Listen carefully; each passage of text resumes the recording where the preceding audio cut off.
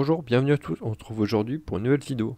Donc on prend le quai de cours dans l'onglet 10, on va commencer un nouveau chapitre. Alors chapitre 10, les angles. Grand 1, notion d'angle. Donc on va voir ce que c'est un angle dans un premier temps. Définition, un angle est une portion du plan qui est délimitée par deux demi-droites ayant la même origine. On rappelle la même origine, se dire le même point de départ. Alors je place un point O, ensuite je place deux points sur le plan, donc il y a A et B.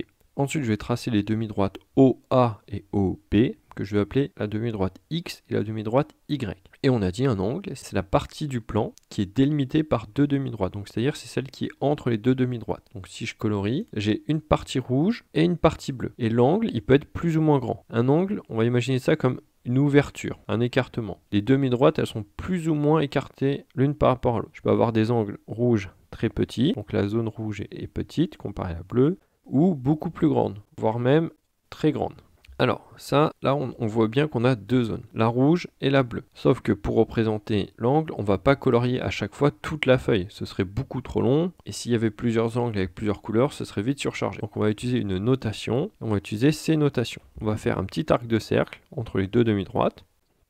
Et ça représente toute la partie qui est entre la demi-droite X et Y. L'autre partie, elle est dans l'autre sens. Alors j'ai remis l'image à côté. Le point O est appelé le sommet de l'angle. Les demi-droites OX et OY sont les côtés de l'angle. Définition. La partie coloriée en rouge s'appelle l'angle saillant, donc dans cette configuration-là, et la partie coloriée en bleu s'appelle l'angle rentrant. Remarque, généralement, on considère seulement l'angle saillant. Ensuite, notation, l'angle rouge peut être noté de différentes manières. Cet angle rouge, on aimerait bien lui donner un nom. Et pour lui donner un nom, il y a plusieurs manières. Alors, on peut le faire avec les demi-droites, donc XOY ou YOX. On peut le faire avec les points, qui sont sur les demi-droites, AOB ou BOA. Et on peut faire un mix des deux, en mixant les lettres et les demi-droites. Donc on peut l'appeler AOY ou YOA ou BOX ou XOB. On peut voir qu'au-dessus de chaque notation, il y a une sorte d'accent circonflexe un petit peu allongé.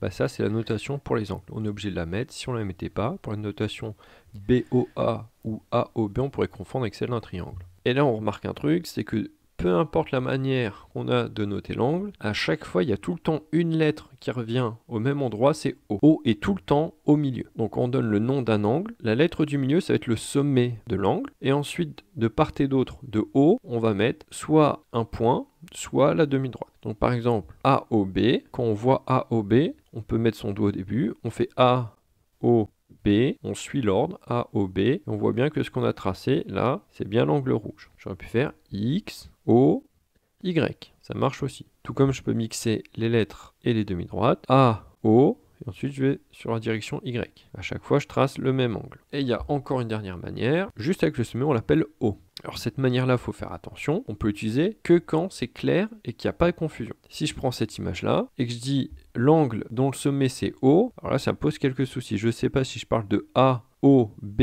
l'angle rose, je ne sais pas si je parle de B, O, C, l'angle orange, et je ne sais pas non plus si je parle de A, O, C, l'angle en noir, qui est sur les deux. Cette notation-là, il faut faire attention, c'est que quand c'est clair et qu'il n'y a pas de confusion. Généralement, la notation qui est la plus utilisée, c'est celle avec les trois lettres et 3 points. Remarque, sur une figure, les angles de même mesure doivent être codés de la même manière. Alors pour coder un angle, on a plusieurs manières. Soit on met 1, 2, 3 petits traits sur l'angle, donc tous les angles qui ont la même mesure seront codés avec 2 petits traits ou 3 petits traits, en fonction de ce qu'on choisit. On peut colorier l'angle, donc mettre des couleurs différentes, donc bleu, rouge, vert et ainsi de suite, ou doubler ou tripler la barre de l'angle.